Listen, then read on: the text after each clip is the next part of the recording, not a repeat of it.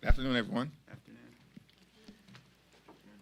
It's day 3 of the Trump Republican government shutdown and day 257 of the chaos that Donald Trump has been inflicting on the American people since the very beginning of his presidency. We're in the midst of a government shutdown that has been caused by Donald Trump and Republicans to inflict further pain on the American people. The government is shut down right now because Donald Trump and Republicans refuse to provide health care to working class Americans. Throughout this week, Donald Trump has been missing in action. He remains in the Presidential Witness Protection Program. House Republicans are on vacation all across the country and the world, and Senate Republicans continue to vote on the same partisan Republican spending bill that's dead on arrival because it guts the health care of the American people. Donald Trump and the Republicans are not behaving responsibly. They're not behaving in a serious manner. They don't want to reopen the government, and they certainly do not want to address the health care crisis that Republicans have created throughout this year, including as it relates to their one big, ugly bill that hurts everyday Americans in order to reward their billionaire donors. Democrats made clear, including at the White House meeting on Monday, that health care premiums, copays, and deductibles were about to skyrocket for tens of millions of Americans all across the country in an environment where the cost of living in this country is already too high. Donald Trump has already made life more expensive because of his tariffs and failed Republican policies. But that cost of living crisis is about to get worse, particularly as it relates to health care costs. Here are just 3 examples as it relates to the types of skyrocketing health care costs that everyday Americans are about to confront. In the Commonwealth of Virginia, by way of example, just one plan. Currently, this health care plan costs an everyday American, a working class American, $595.94 a month. But because Republicans refuse to extend the Affordable Care Act tax credit, that same plan is going to go up to $1,890 per month. How is that possible for working families to afford? That's in Virginia.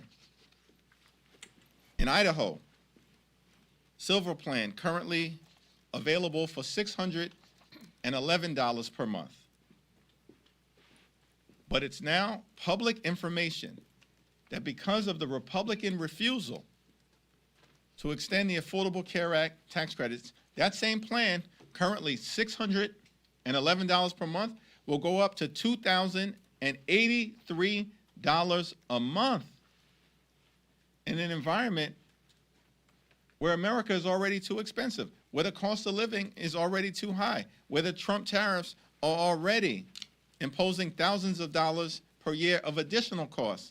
And now, healthcare costs is about to skyrocket out of control. One final example.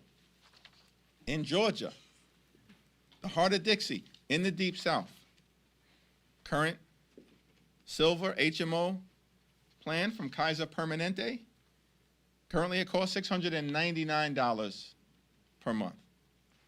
But because of the Republican refusal to extend the Affordable Care Act tax credits, that same plan currently $699 per month, is about to skyrocket to $2,763 a month.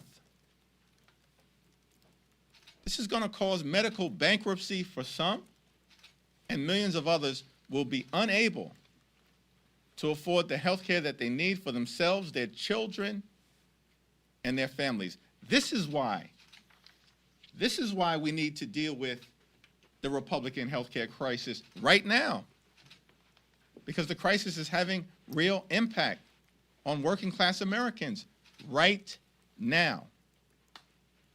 And the notion that there's time to wait. Think about this, that Republicans spent all year focused on their one big ugly bill so they can permanently extend massive tax breaks for the wealthy, the well-off, and the well-connected, for their billionaire donors, in order to subsidize the lifestyles of the rich and shameless. That's what they've done all year. And these tax breaks for the wealthy and the well-off, they were scheduled to expire on December 31st.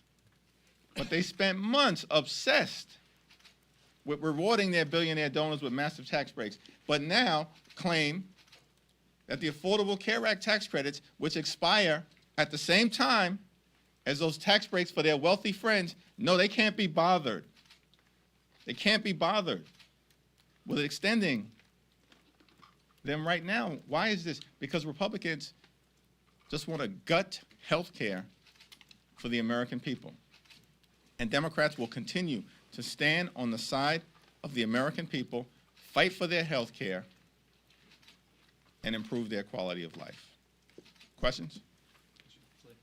Majority Leader Thune, Speaker Johnson have said that they are willing to negotiate on the ACA tax credits, but only if the government is reopened.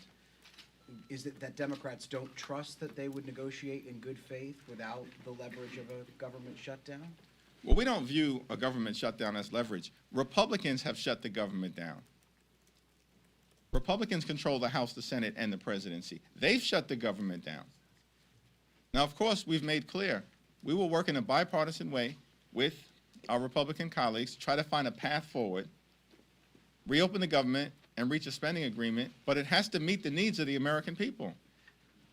If we're going to vote affirmatively on a spending bill, I think the American people understand it's reasonable for us to make the point that that spending bill should actually improve the lives of the American people, particularly as it relates to dealing with the Republican health care crisis that is present right now.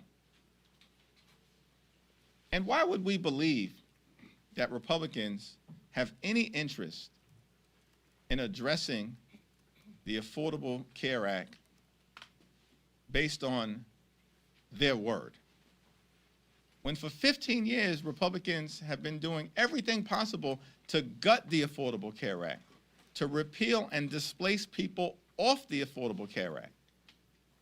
And Democrats have pushed back aggressively against them, and thankfully, several years ago, with the courageous support of then Senator John McCain, we stopped the Trump Republican effort. Does that mean Democrats should hold out for a deal that's down on paper rather than one that's promised? It means that we need an ironclad legislative agreement to address the health care issues that we have raised, including the Affordable Care Act. Mr. Leader, good afternoon. Thank you. I know there's a lot of messaging going on both sides of the aisle, and even inside your party. Ocasio-Cortez and Bernie Sanders, they had their feed. They seem to be getting a lot of attention here. There was a lot of criticism of the official Democratic feed and glitches and everything else.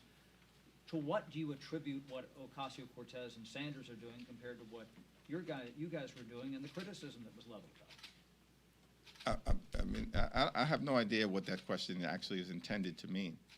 Like, Democrats have been all over the country engaging in every possible way, communicating with the American people that we're privileged to represent as it relates to the stakes of this fight. And our position, from the most progressive member all the way through to our most moderate members, has been consistently clear. Cancel the cuts, lower the costs, save health care. And everybody's on board because we all share those values. And we continue to be in a more is more environment.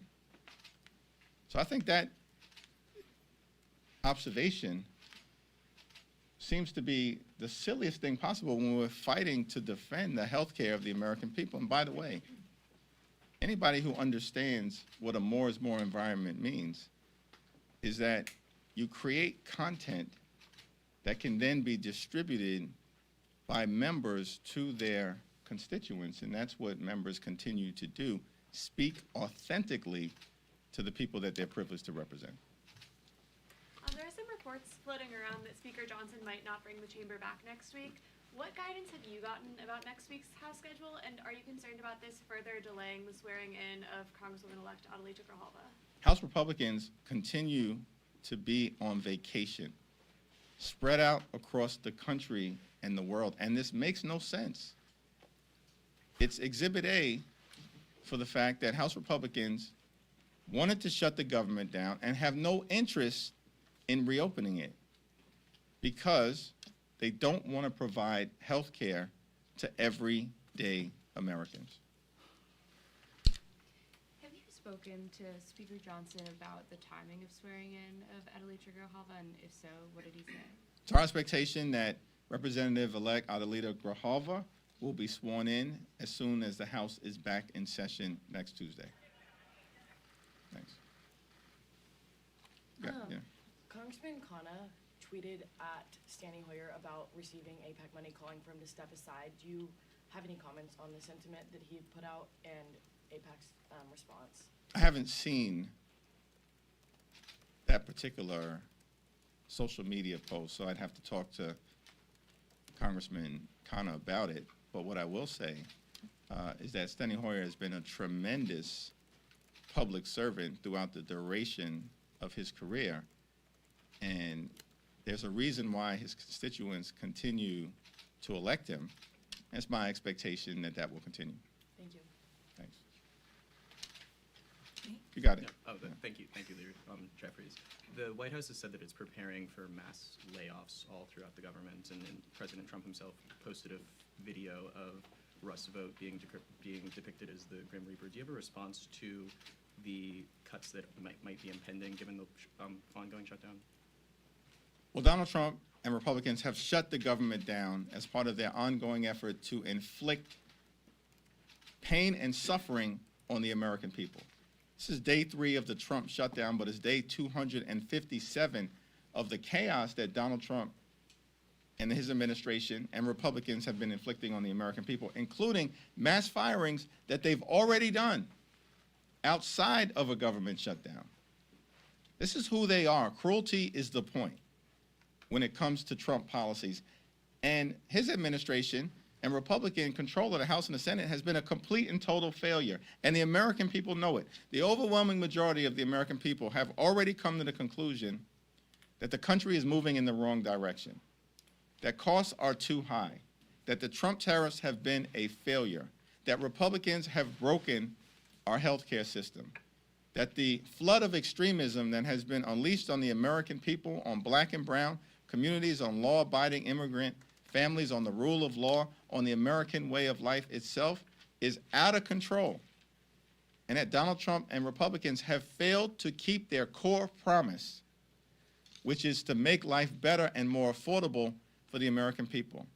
Costs haven't gone down, they're going up. And healthcare costs are about to skyrocket because of the Republican refusal to extend the Affordable Care Act tax credits or address the healthcare crisis that they've created. Last night, the president also posted a video of an artificial intelligence-generated video of you being thrown a "Make America Great Again" hat. How do you have a response just to the videos and comments that he's been making on social media about you and Leader Jeffries, and how do you believe that may impact your ability to negotiate with them? Well, Donald Trump has behaved in a deeply unserious and deeply unhinged manner. And it's evidence of the fact that Republicans have a weak argument So they've resorted to deepfake videos and to lying about the nature of the policy discussion. They've refused to bring House Republicans back to Washington, D.C. It's all evidence of the fact that Republicans are unserious. They know that Democrats are standing on the side of the American people by fighting to defend their health care, defend hospitals and nursing homes and community-based health centers that are closing all across America because of the Republican action taken in their one big ugly bill. They're on defense because they know that they enacted the largest cut to Medicaid in American history. They're on defense because Republicans know that as a result of their actions, the country is about to face a $536 billion cut to Medicare at the end of the year if Congress doesn't act.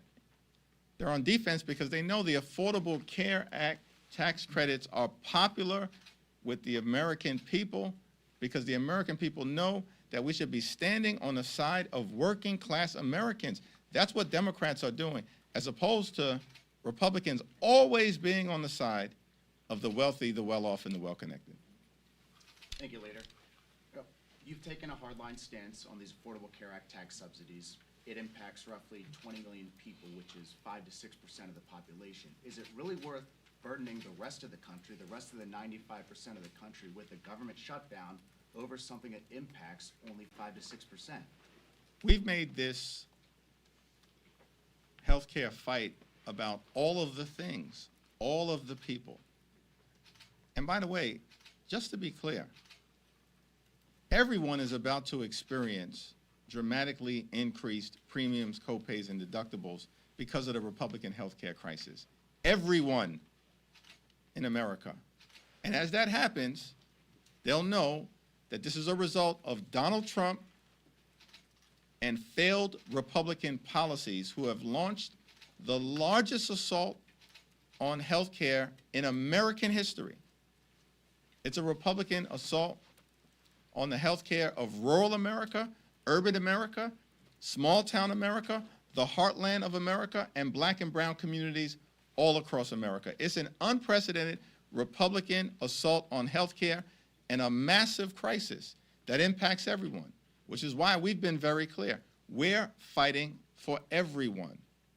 And the reality is the dramatic increases in healthcare premiums that the American people are about to experience, some are connected to the Affordable Care Act tax subsidies and tax credits that Republicans are unwilling to renew in states like Virginia, a purple state, in states like Idaho and Georgia. These are red states.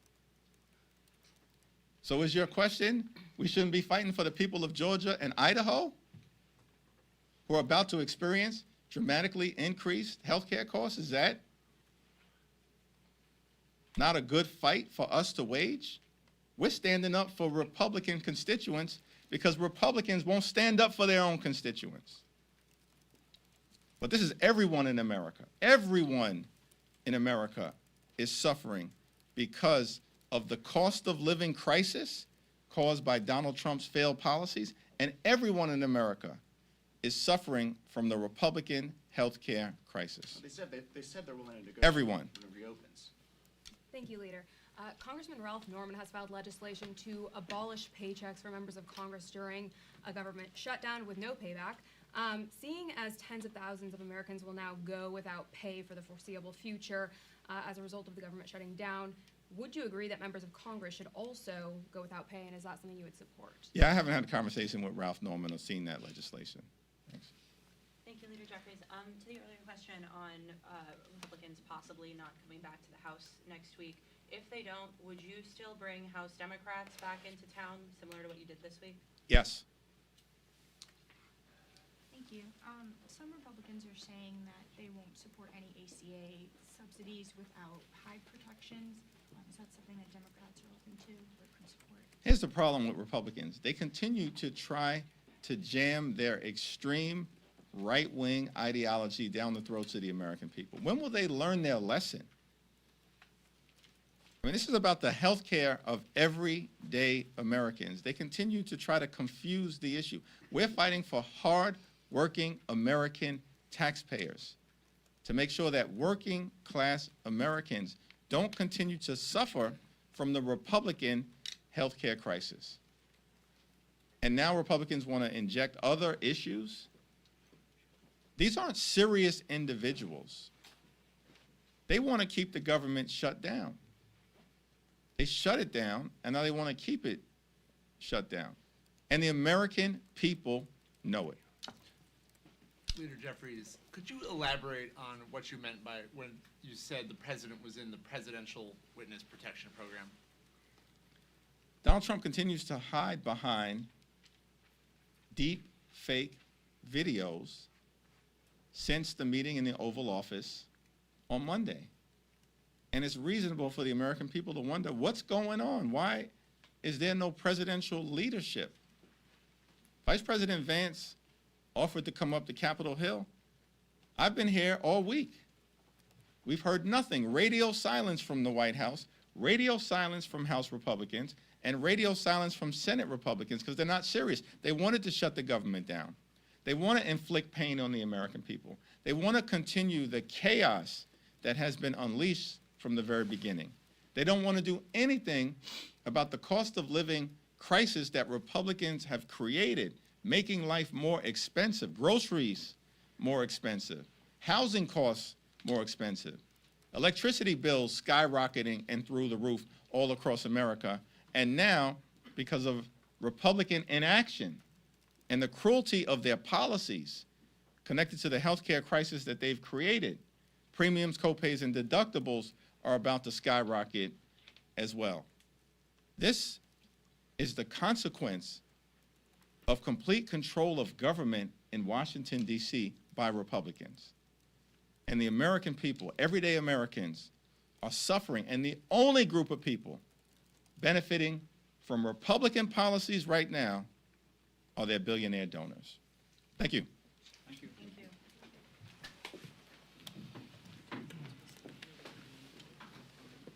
Yes.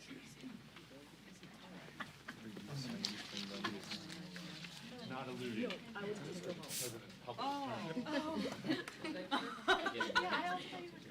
No.